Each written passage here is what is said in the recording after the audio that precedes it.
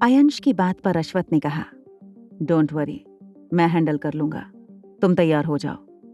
जो होता है वो अच्छे के लिए होता है। कुछ बुरा भी होता है तो उसके पीछे भी हमारा अच्छा ही छुपा होता है। ओके? उसने उसके कंधे पर हाथ रखा तो आयंश ने हाँ में सिर हिला दिया। अश्वथ खड़ा हो गया और बोला, अगर फिर भी तुम्हें कुछ लगे तो सीधे मुझे बताना, मैं सब कुछ संभाल लूंगा। इतना कहकर वो निकल गया। आयंश ने अपना सर पकड़ लिया और कहा, पागल हो गई है ये लड़की।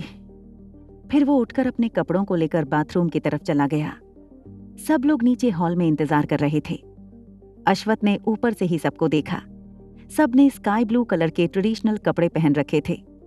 नीचे मिस्टर शाह, ओजस्विता, यतीश आर्यन, ओरियन, ओजल और तीनों बच्चे मौजूद थे। इयारा ने स्काई ब्लू कलर का क्रॉप टॉप और नीचे लहंगा पहन रखा था। उसके बाल खुले थे और बालों में उसने व्हाइट कलर के फ्लावर वाले हेयर बैंड पहन रखे थे।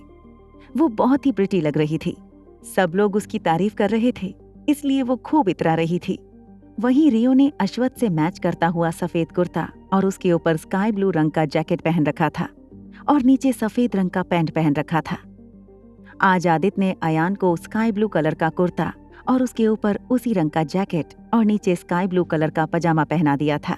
उसने अपने छोटे छोटे पैरों में छोटे छोटे जूते पहन रखे थे। आदित्य ने उसके कुर्ते के कॉलर के पास का बटन ओपन कर रखा था ताकि उसे कोई प्रॉब्लम ना हो। बाकी वो भी नए कपड़े पहनकर इतरा रहा था और अपने कपड़ों का शो ऑफ कर रहा था। सब लोग तैयार थे, लेकिन ओजल घर के कपड़ों में ही थी। अश्वथ रेलिंग के पास खड़ा सबको हंसते मुस्कुराते हुए देख रहा था। ओजन उसके पास आकर खड़ा हो गया। उसने भी नीचे देखा और कहा, तो आप सबको खुश देखकर मुस्कुरा रहे हैं? अश्वथ ने कहा, हाँ, परिवार की खुशियों में ही मेरी खुशी है। ओजन ने कहा, आप अपने परिवार के लिए कुछ भी कर सकते हैं ना? अश्वथ ने कहा, हाँ, मैं अपने परिवार के लिए और उनकी खुशियों के लिए कुछ भी कर सकता हूँ। मेरा वजूद मेरे परिवार से ही है। ओजन ने कहा, फिलहाल मेरी बहन को जाकर देखिए। मैंने उसे कितनी बार आवाज दी, मगर मुझे बस 5 मिनट कहकर आधे घंटे तक बिठा दिया। अश्वथ ने उसे देखा और पूछा, तुम मेरे रूम में गए थे? ओजन ने उसके चेहरे को देखा और कहा, रिलैक्स जीजाजी, आपकी धर्मपत्नी मेरी सगी जुड़वा बहन है। मैं कोई गली का आवारा लड़का नहीं हूँ, मैं उसका भाई हूँ। मैं आपके रूम में गया था, वो आधे घंटे से चेंजिंग रूम में है। मैं बोर हो रहा था इसलिए आ गया। अश्वथ ने कहा, नीचे जाओ, तुम्हें जो काम दिया गया है उसे अच्छे से करो। ओजन का मुंह बन गया। उसने कहा, मुझे पता है मुझे क्या करना है। वो सीढ़ियों की तरफ बढ़ गया। अश्वथ अपने कमरे की तरफ बढ़ गया। वो सीधे अपने कमरे में गया, फिर तेज कदमों से चेंजिंग रूम की तरफ चला गया। जैसे ही दरवाजा खोला, टिया चौंक गई और पलटकर पीछे देखा। अश्वथ ने जब उसे देखा, पलकें झपकाना भूल गया। वो उसे ही देख रहा था।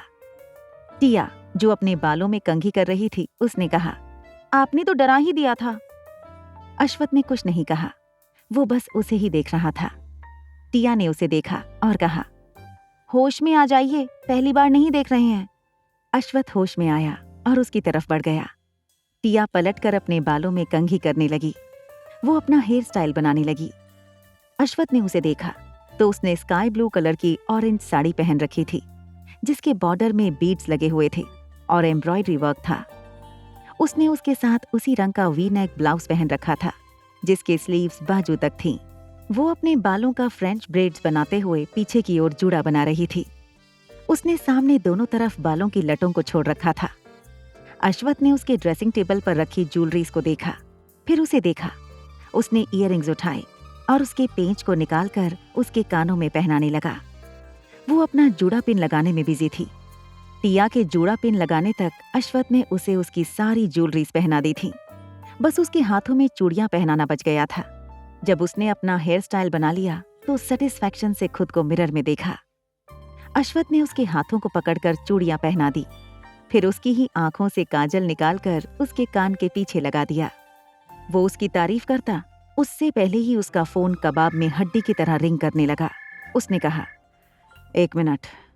उसने जल्दी से अपना फोन निकाला और देखा तो फोन पर मिस्टर प्राचीन का नाम शो हो रहा था। उसने जल्दी से कॉल रिसीव किया और कहा, क्या हुआ मिस्टर प्राचीन, सब ठीक है ना? दूसरी तरफ से जो कहा गया उसे सुनकर अश्वथ हैरान रह गया। टिया, जो अपनी मांग में सिंदूर भर रही थी, उसने अश्वथ के चेहरे के एक्सप्रेशन मिरर में देख लिए। उसने अपनी मांग में सिंदूर भरते हुए कहा, आप ऐसे हैरान क्यों हो रहे हैं? सभ्यता भाग गई है क्या? अश्वथ ने मिस्टर प्राचीन को जवाब दिया, रिलैक्स मिस्टर प्राचीन, आप टेंशन मत लीजिए, मैं देखता हूँ, आप परेशान मत होइए। उसने फोन कॉल कट किया और कहा, बिल्कुल सही कहा। ये सुनकर टिया की आंखें बड़ी हो गईं। उसने सिंदूरदानी का ढक्कन बंद किया और रखते हुए पलटकर अश्वथ को देखते हुए बोली, मतलब वो सच में भाग गई? अश्वथ ने मुस्कुराते हुए कहा, हाँ। टिया ने जब उसे मुस्कुराते हुए देखा तो बोली, तो इसमें मुस्कुराने वाली क्या बात है? ये तो परेशानी की बात है ना। अरे ऐसे कैसे जा सकती है? उसने ही शादी के लिए हाँ कहा और अब ऐसे टाइम में भाग गई। प्रोफेसर प्राचीन कितने परेशान होंगे। उसने एक बार भी उनके बारे में नहीं सोचा। उन्हें कितना बुरा लग रहा होगा।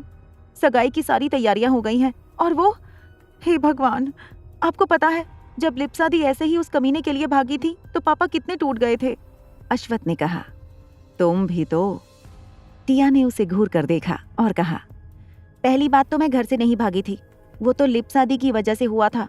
और ये मत भूलिए कि आप मुझे लेकर आए थे और मुझसे शादी की थी, तो मैं अपने घर से नहीं भागी थी।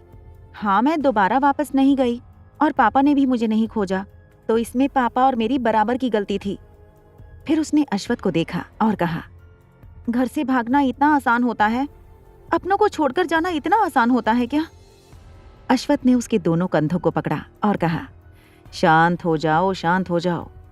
टिया ने उसे घूर कर देखा और उसके सीने पर मारते हुए कहा, क्या शांत हो जाऊं? अरे वो भाग गई है। अब अंश की सगाई किसके साथ होगी? जरूर उसे पता चल गया होगा कि अंश के साथ उसकी सगाई है, इसलिए वो भाग गई है। वो पहले भी अंश के साथ शादी नहीं करना चाहती थी। बेचारा अंश, जब उसे ये पता चलेगा तो उसे कितना बुरा लगेगा। उसकी किस्मत में उसका प्यार लिखा ही नहीं है। वो ऐसा कैसे कर सकती है? अश्वथ ने उसके मुंह पर अपनी उंगली रखी और कहा, रिलैक्स रिलैक्स। टिया चुप हो गई और बड़ी बड़ी आंखों से उसे देखने लगी। अश्वथ ने कहा, अब मेरी बात ध्यान से सुनो, बीच में नहीं बोलोगी। टिया ने उसकी उंगली हटा दी और कहा, मुझे कोई बात नहीं सुननी है। यहाँ पर इतनी बड़ी बात हो गई है और आप मुस्कुरा रहे हो। यहाँ पर कोई प्रैंक चल रहा है क्या? अश्वथ ने कहा, पहले तुम चुप होकर मेरी बात सुनोगी या फिर दूसरी तरह से तुम्हें चुप करवाना पड़ेगा? टिया ने उसे घूर कर देखा। अश्वथ ने उसके ड्रेसिंग टेबल पर रखी सारी चीजों को एक साइड किया और उसके सामने रखे चेयर को हटाते हुए कहा, बैठो। टिया ने ड्रेसिंग टेबल को देखा। अश्वथ ने उसकी कमर पर अपने दोनों हाथ रखे और एक ही बार में उठाकर उसे ड्रेसिंग टेबल पर बैठा दिया। फिर वो चेयर खींचकर उसके सामने बैठ गया।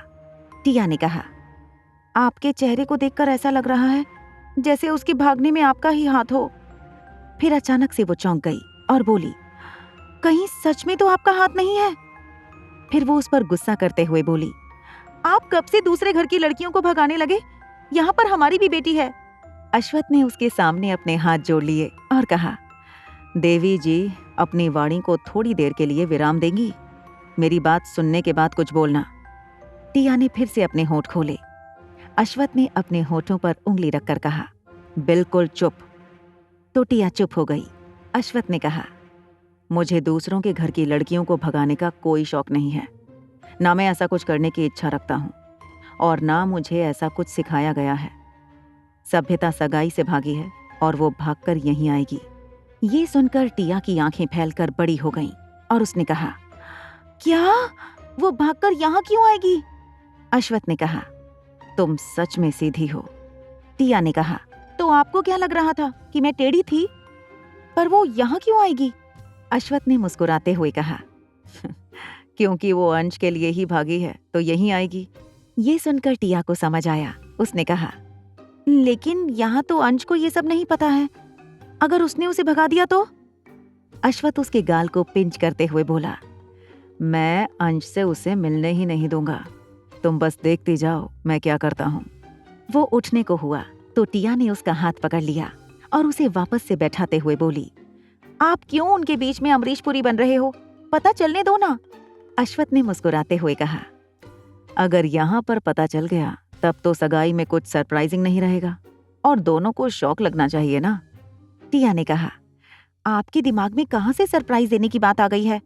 और आपकी शौक की वजह से उनका हार्ट फेल हो जाएगा। आपके ऊपर ये सरप्राइज देने वाला भूत कहाँ से सवार हो गया है? सीधे बता दीजिए ना। अश्वथ ने टिया को देखकर कहा। ठीक है, मैं बता दूंगा, लेकिन अभी नहीं। टिया ने चिढ़ते हुए कहा। अभी नहीं तो कब? अंश के भागने के बाद? अब सभ्यता भागकर यहाँ आएगी और आपके चक्कर में अंश भागकर उसके घर जाएगा। फिर हम सब उसके पीछे भागेंगे। बस यहाँ पर भागम भागी लगा रहेगा क्या? ऐसी अतरंगी सगाई जिंदगी में पहली बार देखने को मिल रही है। दुल्हन भागकर अपने दूल्हे के घर ही आ रही है। अश्वथ खड़ा हो गया तो उसने हंसते हुए कहा, चिंता मत करो, अंश कौन सा नॉर्मल है? टिया ने कहा, वो हमारी तरह ही नॉर्मल है। सच तो ये है कि आप और आपकी हरकतें नॉर्मल नहीं लग रही हैं। ऐसा लग रहा है जैसे वो आपकी जगह है और आप उसकी जगह। कॉलेज में पढ़ने वाले लड़के की तरह हरकतें कर रहे हैं। आपको ऐसी शरारत नहीं करनी चाहिए। तो उसने झुककर उसके फोरहेड पर अपने होंठ रख दिए। फिर दूर होकर उसने अपने पीछे से बिंदी निकाली और एक बिंदी निकालकर उसके माथे पर लगा दी और कहा, लिपस्टिक लगाओ, लगाना भूल गई हो। वो उठकर चला गया। टिया ड्रेसिंग टेबल से उतर गई और पलटकर मिरर में देखा। फिर जल्दी से उसने लिपस्टिक लगाकर खुद में देखा। अभी मैं ऐसे ही जाने वाली थी, जिससे मैं किसी नमूनी से कम नहीं लगती। फिर उसने खुद को देखा और कहा, अब ठीक है। फिर उसने परफ्यूम लगाया और फोन लेकर बाहर निकल गई।